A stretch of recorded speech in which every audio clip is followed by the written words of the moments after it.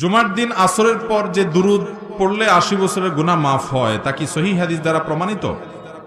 ভাইরা আমার, একটি দুরুদের কথা বিভিন্ন বর্ণনায় পাওয়া যায়। আল্লাহুম্মা সাল্লি আলা মুহাম্মাদিন নবিয়িল উম্মি ওয়া আলিহি ওয়া সাল্লিম তাসলিমা। এই দুরুদ পাঠ করলে জুমার দিন আসরের পরে পাঠ করলে ৮০ বার পাঠ করলে ৮০ বছরের গুনাহ মাফ, ৮০ বছরের ইবাদত লেখার কথা বিভিন্ন বর্ণনায় পাওয়া যায়। কিন্তু এই বর্ণনাগুলোকে মুহাদ্দিসিন ইকরাম দুর্বল বলেছেন। এগুলা বিশুদ্ধতার মানদণ্ডে উত্তীর্ণ।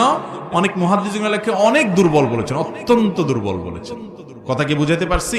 বাকি এমনি জুমার দিন দুরূদ শরীফ পাঠ করা, এটা তো বিভিন্ন বিশুদ্ধ হাদিস দ্বারা প্রমাণিত। এবং দুরূদ পাঠের শ্রেষ্ঠ দিনই হলো জুমার দিন। আর জুমার দিন আসর পরের সময়টা দোয়া কবুলের সময়। এই সময়টা কিসের সময়? দোয়া কবুলের সময়। এই সময়টাতে দোয়া করতে হয়। সেই সাথে দুরূদ তো অবশ্যই গোটা জুমার দিনে এবং জুমার রাতে পাঠতে হবে।